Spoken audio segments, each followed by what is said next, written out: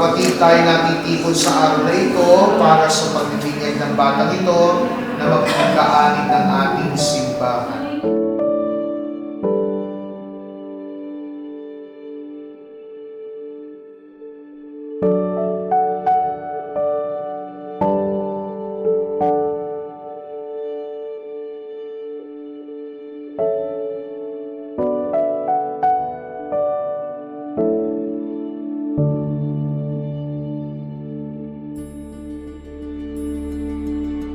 Nigel, binigyan kita sa ngalan ng Ama, ng Anak, at ng Espiritu Santo.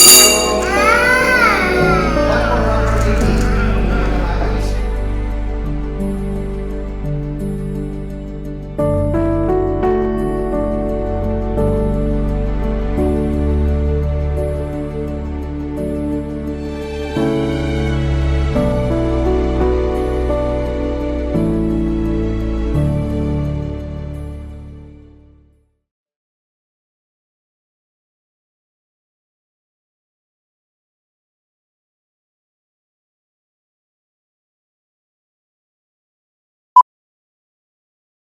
Kaya kasi nung na-experience ko yung yung hirap sa pagbubuntis, tapos nung nabuhat ko na siya habang nakahiga ako, yung iba yung feeling ng may baby ka na. Sobrang nakakaiyak talaga, as in. Kaya hanggang ngayon, pag binabalik-balikan ko yun, naiiyak talaga ako.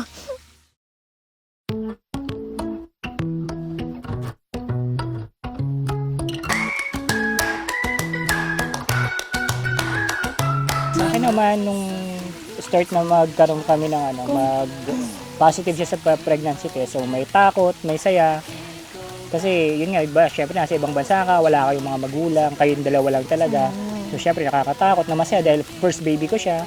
Tapos nung yung paglabas niya na, ayun, ang saya kasi hanggang ngayon, yung profile picture ko, yung first taken ng family photo namin.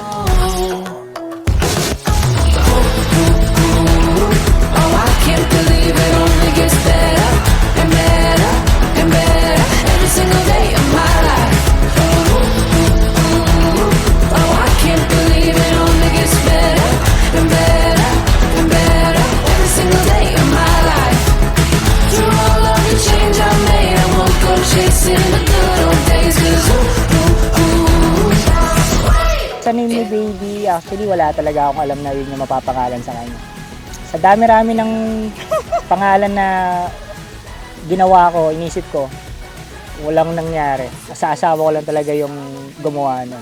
At the end of the day, ako yung tumili ng nickname niya na Nigel kasi nakita ko yung hirap niya sa pagbubuntis nun. Kaya sabi ko, sige Nigel na yan. From Jeline, ginawa namin Nigel. Nigel, kabaliktaran ng Jeline. So, yung freed means freedom. oh, I can't believe it only gets better and better and better every single day of my life. Oh, I can't believe it only gets better and better and better every single day of my life. Through all of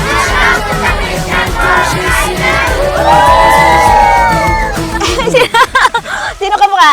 Sabi ko agad, si Kikay. Sabi ko, kamukha niya kagad yung bata. Hanggang sa yun, pero ang feeling ko nakuha ko lang talaga yung ilong kasi parang yung may buto lang sa kanya na nandito. Sabi ko, okay, ilong lang yung nakuha sa akin, ilong lang yung napaglihan sa akin. Tapos the rest, puro kanya na. Kitang-kita naman yung kulay niya, puting-puti, di ba? now I finally know who I used to be and where I wanna go. Now I finally know. Oh, I can't believe. Yung wish ko sa'yo, Nigel, sana lumaki kang healthy, mabait, may takot sa Diyos. Aral lang mabuti. Yun. Sana maging strong ka dahil mahirap ang mundo. Yun lang. Sa akin naman, wish ko lang sa'yo, baby, once na mapanood mo to. Maging stay healthy ka lang lagi, tsaka mapagkumbaba ka, mapagmahal sa Diyos. Ganun lang. Yung simple lang na ganun kasi makabuluhan na yan. Always humble. ganun na. Yun lang yung maano kasi pag napanood mo to. It only gets better.